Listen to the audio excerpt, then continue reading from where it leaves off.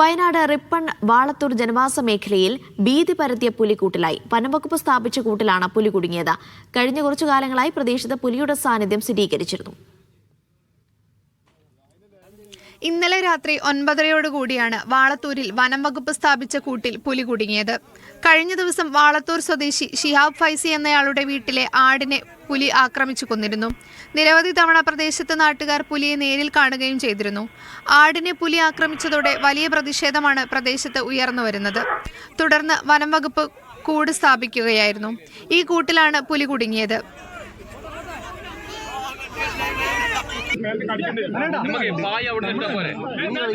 പുലി കുടുങ്ങിയതോടെ നാട്ടുകാരും ആശ്വാസത്തിലാണ്. കൂട്ടിലായ പുലിയെ വനംവകുപ്പ് കൊണ്ടുപോയി പ്രാഥമിക പരിശോധന പൂർത്തിയാക്കിയ ശേഷം പരിക്കുകളൊന്നുമില്ല എന്ന് കണ്ടെത്തിയാൽ പുലിയെ കാട്ടിലേക്ക് തുറന്നുവിടും.